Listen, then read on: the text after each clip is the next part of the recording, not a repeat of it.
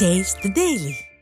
கோவை மாவட்டம் பொள்ளாச்சி அருகே காலை உணவு திட்டத்தை ஆய்வு செய்த மாநில திட்டக்குழு உறுப்பினர் சீனிவாசன் மாணவர்கள் உணவருந்தும் இடத்தில் ஷூ அணிந்து சென்றது அருவருப்பை ஏற்படுத்தியுள்ளது. சின்னாம்பாளையம் ஊராட்சி ஒன்றிய துவக்கப்பள்ளியில் ஆய்வு மேற்கொண்ட சீனிவாசன் குழந்தைகளுக்கு பரிமாறப்பட்ட உணவிற்கு அருகிலேயே காலணியோடு நின்றதோடு குழந்தைகளுக்கு பரிமாறப்படும் உணவை வழங்கிய போது சாப்பிட மறுத்தார்.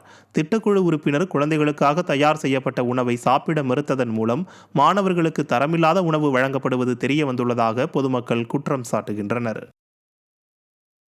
காஞ்சிபுரம் மாவட்டத்தில் நடைபெற்ற மாமன்ற உறுப்பினர் கூட்டத்தில் எதிர்க்கட்சிகள் வார்டுகளுக்கு ஏன் எந்த பணிகளையும் நிறைவேற்றுவதில்லை என திமுக மேயர் மற்றும் ஆணையரிடம் அதிமுக மாமன்ற உறுப்பினர் கேள்வி எழுப்பினார். காஞ்சிபுரம் மாமன்ற கூட்டத்தில் பேசிய அதிமுக மாமன்ற உறுப்பினர் சிந்தன் தன்னுடைய வார்டுக்கு எந்த திட்டத்தையும் ஏன் நிறைவேற்றவில்லை என கேள்வி எழுப்பினார். இதற்கு பதிலளிக்க முடியாமல் மாநகராட்சி ஆணையர், திமுக மேயர் ஆகியோர் மழுப்பலான பதிலை கூறி கூட்டத்தை முடித்தனர். திறனற்ற திமுக ஆட்சியில் அதிகாரிகள் எதிர்க்கட்சிகளின் வார்டுகளுக்கு நிதி ஒதுக்காமல் மக்கள் பணிகளை நிறுத்தி வைப்பதாக குற்றம் சாட்டியுள்ளனர். செங்கல்பட்டு மாவட்டம் மதுராந்தகம் அருகே ஒரே நாளில் அடுத்தடுத்து 2 அரசு பேருந்துகள் விபத்துக்குள்ளானது அதிர்ச்சிக்குள்ளாக்கியது. திருச்சி சென்னை தேசிய நெடுஞ்சாலையில் நாகர்கோவிலிருந்து சென்னை நோக்கி சென்று கொண்டிருந்த அரசு விரைவு பேருந்து ஓட்டுநர் பிரேக் அடித்ததால் கட்டுப்பாட்டை இழந்து பேருந்து சாலையோர பள்ளத்தில் இறங்கி விபத்துக்குள்ளானது. இதேபோன்று கிளாம்பாக்கத்திலிருந்து கள்ளக்குறிச்சி நோக்கி சென்று கொண்டிருந்த அரசு பேருந்து முன்னால் சென்ற வேன் மீது மோதி விபத்துக்குள்ளானது. இந்த இருவேறு விபத்துகளில் பயணிகள் அதிர்ஷ்டவசமாக உயிர் தப்பினர். விளம்பர மாடல் திமுக அரசின் போக்குவரத்து துறை அரசு பேருந்துகளை முறையாக ஆய்வு செய்யாததால் தான் இதுபோன்ற தொடர் விபத்துக்கள் ஏற்பட காரணம் என பொதுமக்கள் குற்றம் சாட்டுகின்றனர்.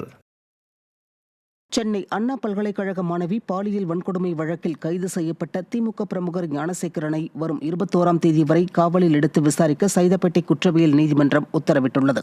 சென்னை அண்ணா பல்கலைக்கழகத்தில் மாணவி பாலியல் வன்கொடுமை வழக்கில் கைதான ஞானசேகரனிடம் கைப்பற்றப்பட்ட பொருட்கள், முக்கிய ஆவணங்கள் குறித்து சிறப்பு புலனாய்வு குழு காவலில் எடுத்து விசாரிக்க நீதிமன்றத்தில் மனு தாக்கல் செய்தது.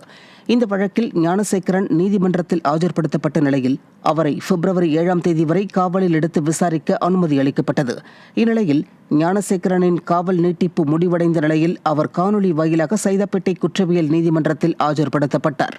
இதையடுத்து அவருக்கு வரும் 21ஆம் தேதி வரை காவல் நீட்டிப்பு வழங்கி நீதிமன்றம் உத்தரவிட்டுள்ளது.